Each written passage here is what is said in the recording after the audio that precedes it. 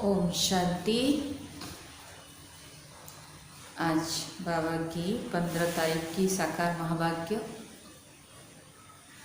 बाबा कहती, मीठे बच्चे, नाजुकपना भी देह अभिमान है। रुसना, रोना, यह सब आसुरी संस्कार तुम बच्चों में नहीं होने चाहिए। बाबा क्या कहती? आज बाबा की ये विशेष श्रीमत है कि नाजुकपना भी देह अभिमान है। रूसना, रोना, यह सब आसुरी संस्कार तुम बच्चों में नहीं होने चाहिए। दुख सुख मान अपमान सब सहन करना है। ये है आज बाबा की श्रीमत। जीवन में जो भी दुख सुख मान अपमान हानि लाभ जय पराजय जो भी आए सब सहन करना है। प्रश्न बाबा पूछ रहे हैं, सर्विस में ढीलापन आने का मुख्य कारण क्या है? सर्विस में ढीलापन आने का मुख्य कारण क्या है? उत्तर बाबा कहती, जब देह अभिमान के कारण एक दो की खामियां देखने लगते हैं तब सर्विस में ढीलापन आता है। बाबा कहती, जब देह अभिमान के कारण एक दो में खामियां अर्थात कमी कमजोरी देखने लगते हैं तब सर्विस में ढीलापन आता है। आपस में अनबनी होना भी देह अभिमान है। मैं फलाने के साथ नहीं चल सकता, मैं यहाँ नहीं रह सकता, यह सब नाजुकपना है। यह बोल मुख से निकालना माना कांटे बनना। बाबा कहते कि ये सब बोल मैं इनके साथ नहीं रह सकता, इनके साथ चल नहीं सकता, ये सब बोलना भी मुख से निकलना माने कांटा बनना, ना फरमान बरदार बनना। बाबा कहते, बच्चे तुम रूहानी मिलिट्री हो, इसलिए ऑर्डर हुआ तो फौरन हाजिर होना चाहिए, है ना। बाबा कहती हम रूहानी मिलिट्री हैं। बाबा की जो भी ऑर्डर हुआ तो हाजिर होना चाहिए। कोई भी बात में आनाकानी मत करो, ये भगवान की आदेश है।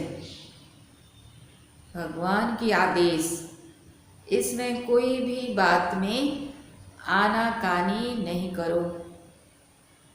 ओम शांति।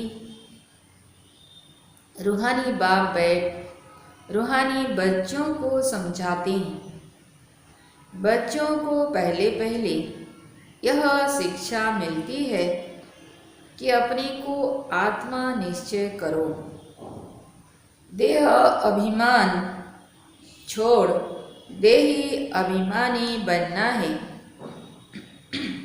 हम आत्मा हैं, देही अभिमानी बने तभी बाप को याद कर सके। वह है अज्ञान काल। देह अभिमान में आना इसको कहते अज्ञान काल। यह है ज्ञान काल।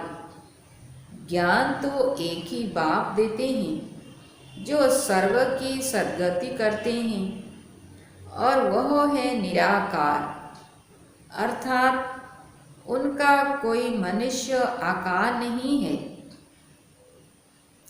जिसको मनुष्य का आकार है उनको भगवान नहीं कह सकते। अब आत्माएं तो सब निराकारी ही हैं, परंतु देह अभिमान में आने से अपने को आत्मा भूल गए हैं। अब बाप कहते हैं तुमको वापिस जाना है, अपने को आत्मा समझो। आत्मा समझ बाप को याद करो, तब जन्म जन्मांतर के पाप भस्म हो। तो बाबा कहते और कोई उपाय नहीं। इतने जो जन्म जन्मांतर के पाप है हमारे सिर पर, उसको भस्म कैसे करेंगे? अपने को आत्मा समझ बाप को याद करो, तभी हमारे पाप भस्म होंगे। आत्मा ही पतित, आत्मा ही पावन बनती है। बाप ने समझाया है, पावन आत्माएं हैं सतयुग त्रेता में, पतित आत्मा फिर रावण राज्य में बनती हैं। सीढ़ी में भी समझाया है, जो पावन थे वह पतित बने हैं।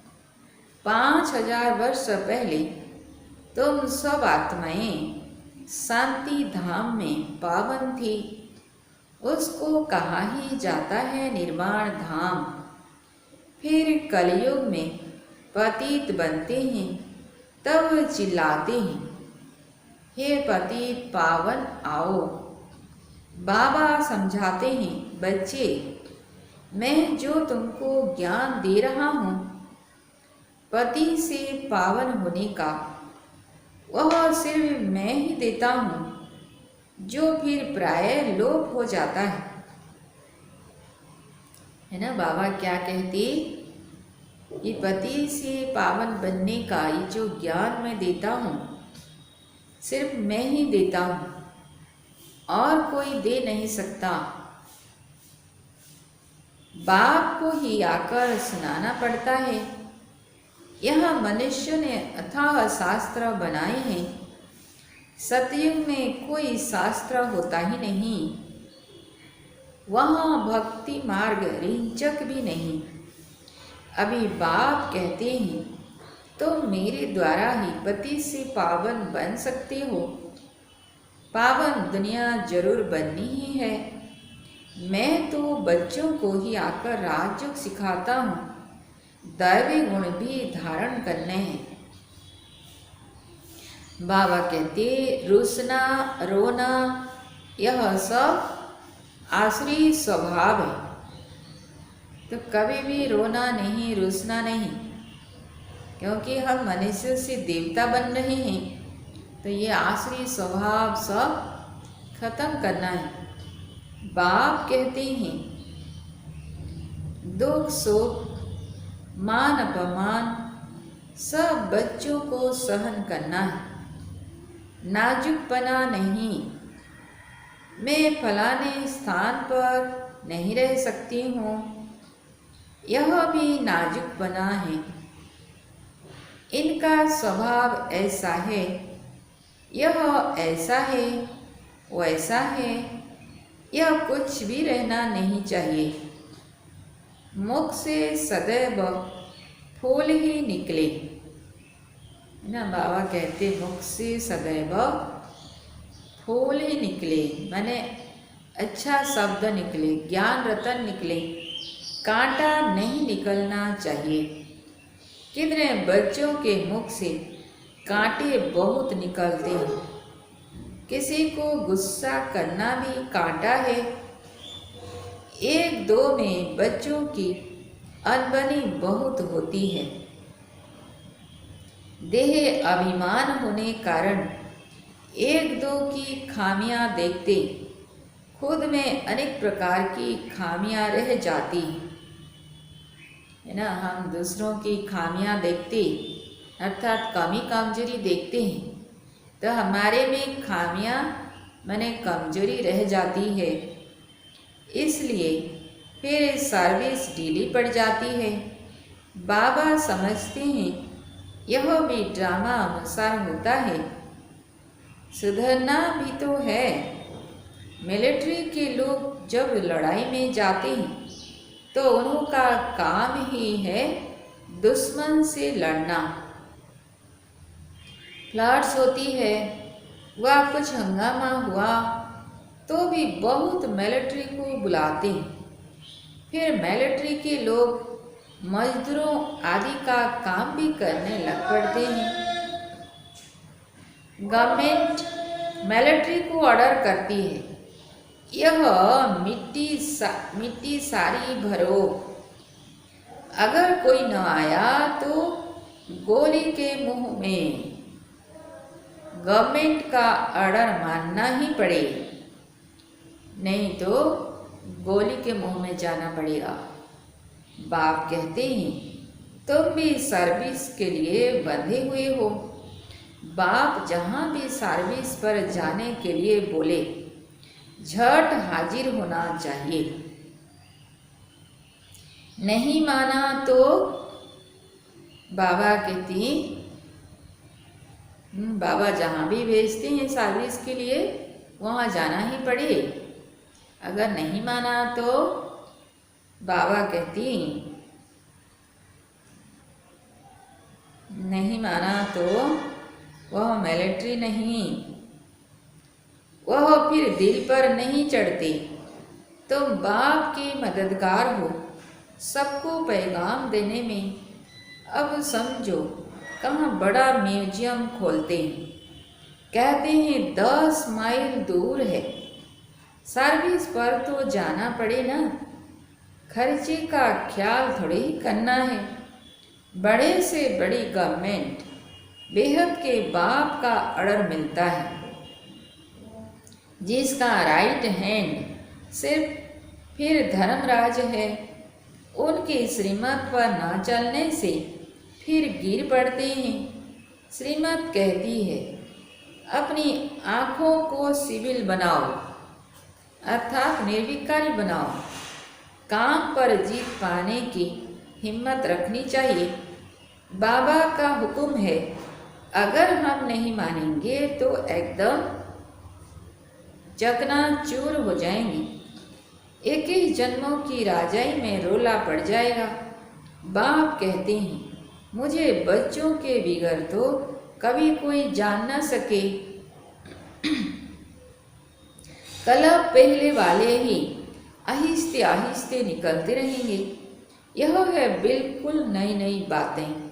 यह है गीता का युग, है ना। ये कौन सा युग चल रहा है? बाबा कहते ये संगम युग गीता का युग है। स्वयं भगवान डायरेक्ट आकर के ब्रह्मा के मुख से हमको सच्ची गीता सुना रहे हैं। परंतु शास्त्रों में इस संगम युग का वर्णन नहीं है। गीता को ही द्वापर में ले गए हैं, लेकिन जब राजयोग सिखाया तो जरूर संगम होगा ना। परंतु किसी की भी बुद्धि में यह बातें नहीं है। अभी तुम्हें ज्ञान का नशा चढ़ा हुआ है। मनुष्यों को है भक्ति मार्ग का नशा। कहते हैं भगवान भी आ जाए तो भी हम भक्ति नहीं छोड़ेंगे। यह उत्थान और पतन की सीढ़ी बहुत अच्छी है, तो भी मनुष्यों की आंखें नहीं खुलती है। माया के नशे में एकदम चकनाचूर है। ज्ञान का नशा बहुत देरी से चढ़ता है। पहले तो दैवी गुण भी चाहिए। बाप का कोई भी ऑर्डर हुआ तो उसमें आनाकानी नहीं करनी है।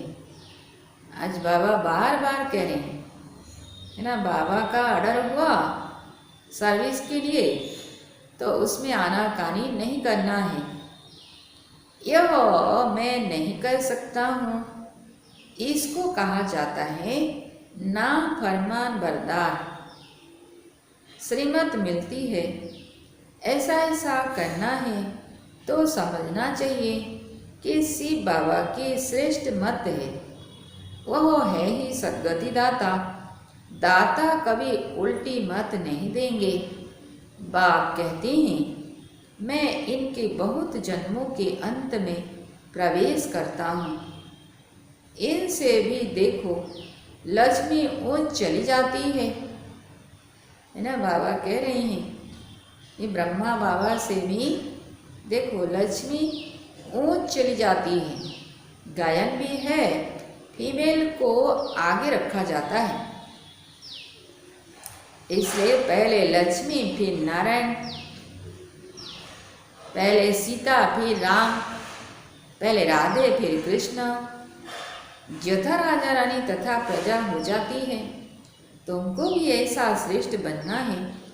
इस समय तो सारी दुनिया में रावण राज्य है, सभी कहते हैं राम राज्य चाहिए। अब है संगम। जब इन लक्ष्मी नारायण का राज्य था तो रावण नहीं था, फिर चेंज कैसे होती है यह कोई नहीं जानते। सभी घोर अंधेरे में हैं, समझते हैं कलयुग तो अभी छोटा बच्चा रेवड़ी पहन रहा है, तो मनुष्य और ही नींद में सोए हुए हैं, अज्ञान की नींद में सोए हुए हैं। यह रूहानी नॉलेज रूहानी बाप ही रूहों को देते हैं, राजयोग भी सिखलाते हैं। कृष्ण को रूहानी बाप नहीं कहेंगे, वह ऐसे नहीं कहेंगे कि हे रूहानी बच्चों। यह भी लिखना चाहिए रूहानी नॉलेजफुल बाप स्पिरिचुअल नॉलेज रूहानी बच्चों को देते हैं। बाप समझाते हैं दुनिया में सभी मनुष्य हैं देह अभिमानी, मैं आत्मा हूँ यह कोई नहीं जानते हैं। बाप कहते हैं किसी की भी आत्मा लीन नहीं होती है। अभी तुम बच्चों को समझाया जाता है दशहरा दीपावली क्या है। अभी दशहरा आ रही है ना। मनुष्य तो जो भी पूजा आदि करते हैं सब ब्लाइंड फेथ की, जिसको गुड्डी पूजा कहा जाता है, पत्थर पूजा कहा जाता है। अभी तुम पारस बुद्धि बनते हो तो पत्थर की पूजा नहीं कर सकते हो। चित्रों के आगे जाकर माथा टेकते हैं, कुछ भी समझते नहीं। कहते भी हैं ज्ञान भक्ति और वैराग्य। ज्ञान आधा कल्प चला, फिर भक्ति शुरू हुई। अब तुमको ज्ञान मिलता है तो भक्ति से वैराग्य आ जाता है। यह दुनिया ही बदलती है। कलयुग में भक्ति है, सतयुग में भक्ति होती नहीं। वहाँ तो है ही पूज्य। सतयुग में सभी देवी देवता आत्माएं भगवान समान, वहाँ सब पूज्य हैं, तो भक्ति करते नहीं। बाप कहते हैं बच्चे तो माथा क्यों टेकते हो। आधा कल्प तुमने माथा भी घिसाया, पैसे भी गवाया, मिला कुछ भी नहीं।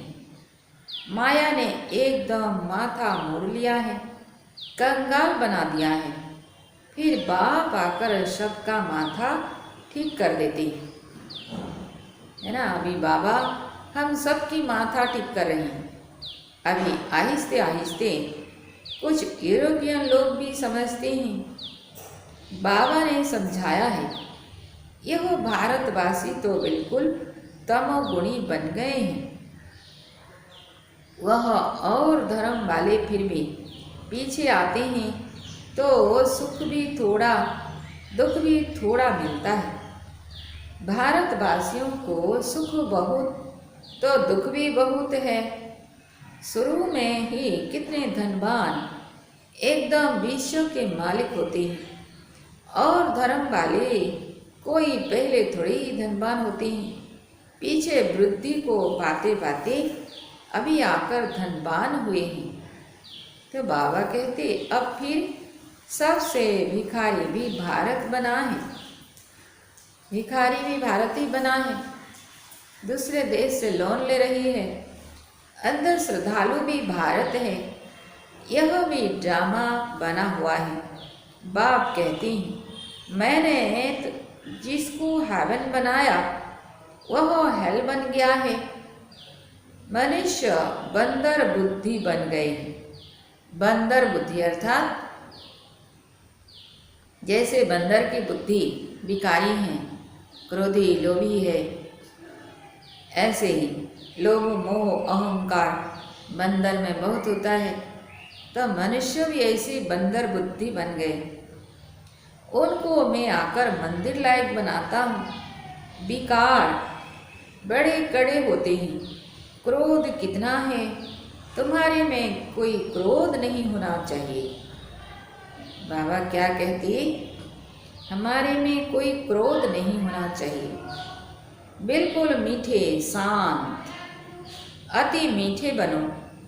यह भी जानते हो कोटों में कोई ही निकलते हैं, राजाई पद पाने वाले। बाप कहते हैं मैं आया हूँ तुमको नर से नारायण बनाने। उसमें भी 8 रतन मुख्य गाए जाते हैं। 8 रतन और बीच में है बाप। 8 है पास विथ ऑनर्स। 100 भी नंबरवार पुरुषार्थ अनुसार। देह अभिमान को तोड़ने में बड़ी मेहनत लगती है। देह का भान बिल्कुल निकल जाए। कोई कोई पक्के ब्रह्म ज्ञानी हो जाते हैं, उनका भी ऐसे होता है। बैठे बैठे देह का त्याग कर देते हैं। बैठे बैठे ऐसे शरीर छोड़ देते हैं। वायुमंडल एकदम शांत हो जाता है और अक्सर करके प्रभात के शुद्ध समय पर शरीर छोड़ते हैं। रात को मनुष्य बहुत गंध करते हैं।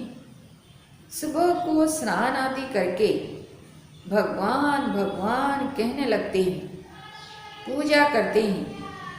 बाप सब बातें समझाते रहते हैं। प्रदर्शनी आदि में भी पहले पहले तुम अलग का परिचय दो। पहले अलग और फिर बे। अलग माने अल्लाह, बे माने बादशाही। अलग को याद करेंगे तो बेबादशाही मिलेगी। बाप तो एक ही निराकार है। बाप रचयिता ही बैठ रचना के आदि मध्य अंत का ज्ञान समझाते हैं। वही बाप कहते हैं माँ में कम याद करो। देह के संबंध छोड़ अपने को आत्मा समझ माँ में कम याद करो।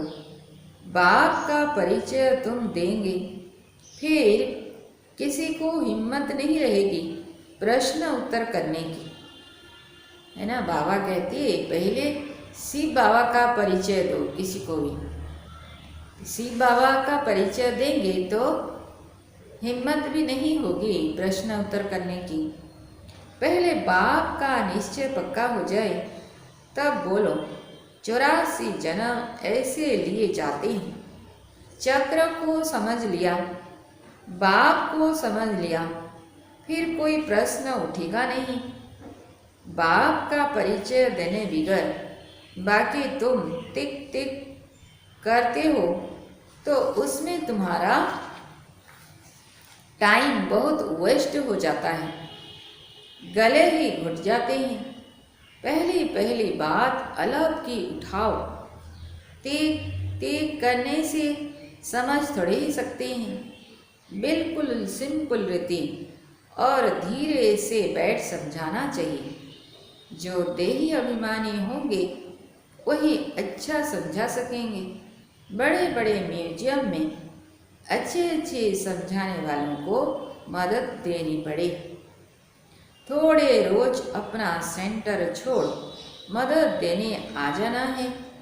पिछाड़ी में सेंटर संभालने कोई को बिठा दो।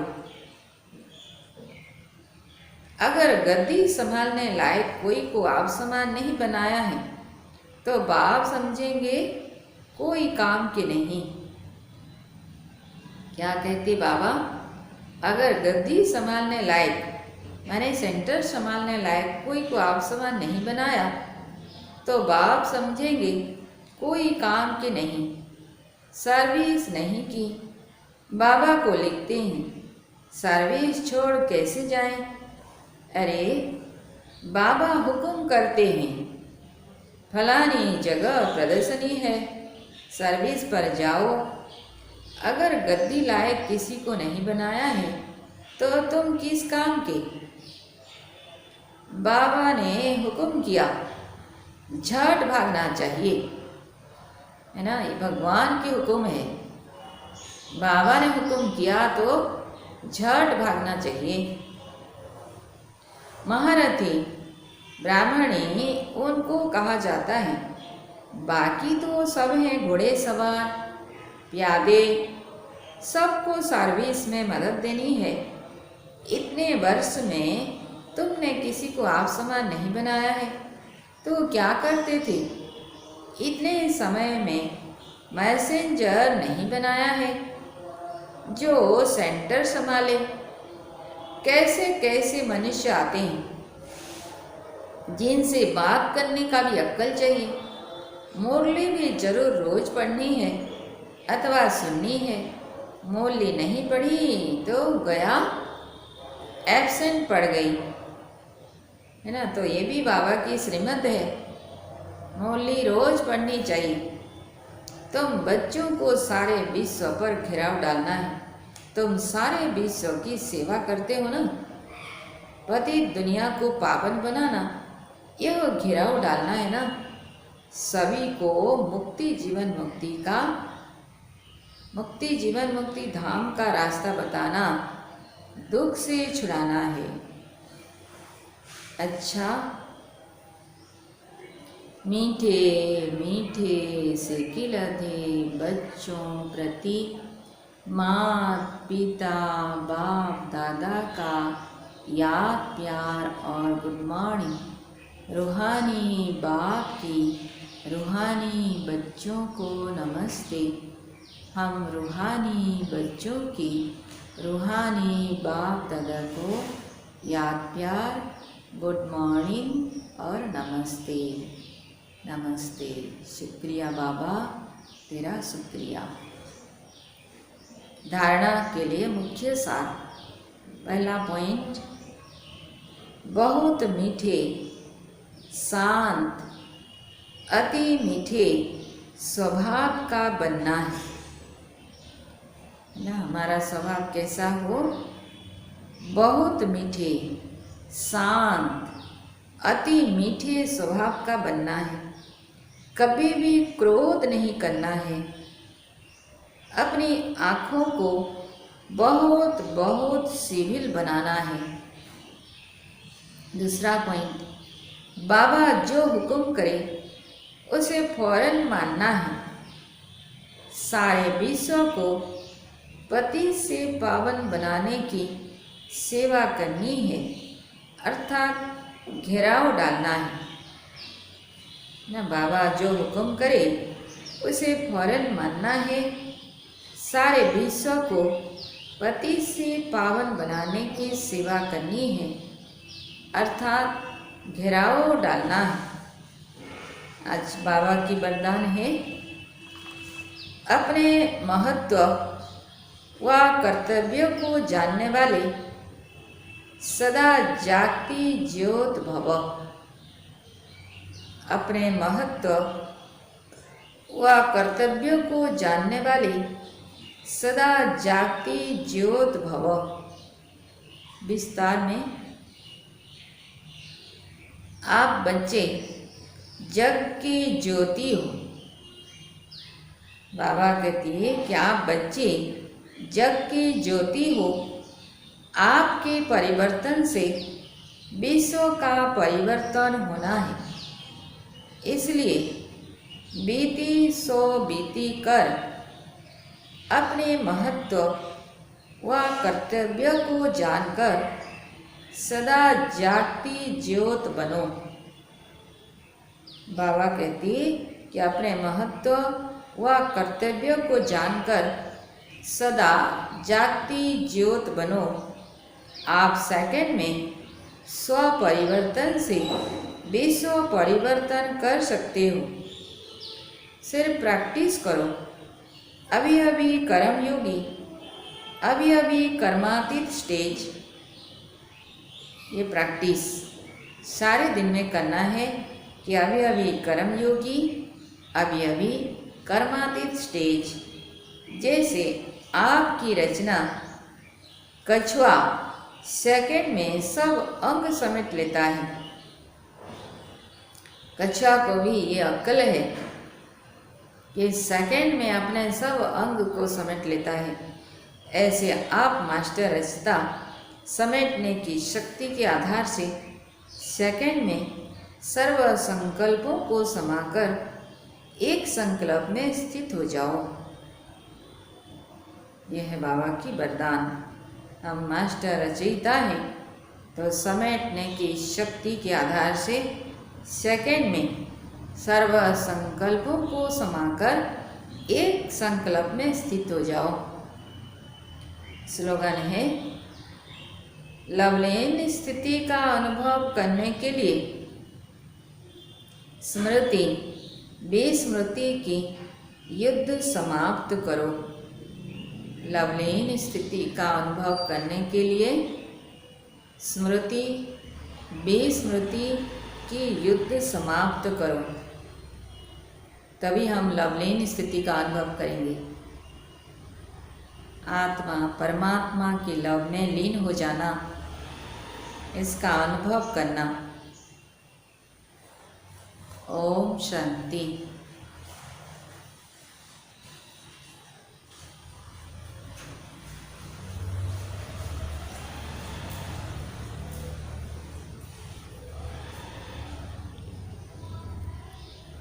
दिल से कहो मेरा बाबा, प्यार से कहो मेरा बाबा।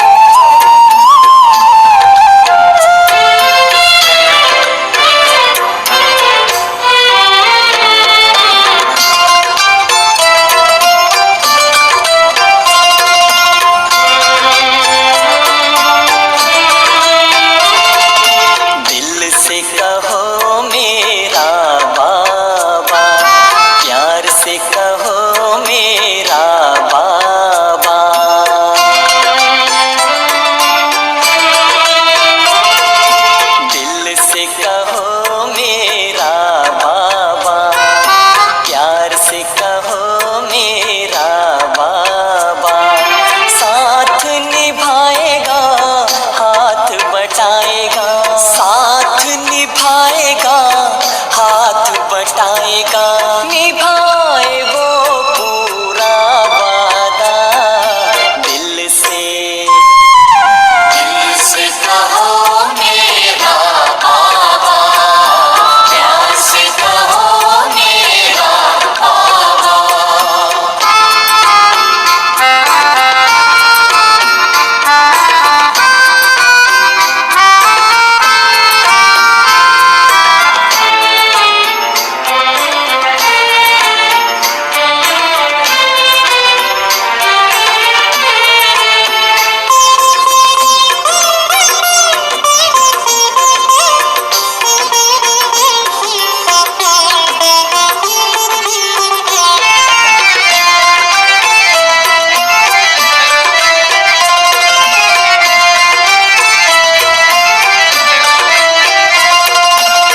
सारे झमेले मिट जाएंगे, पल में बखेरे टल जाएंगे।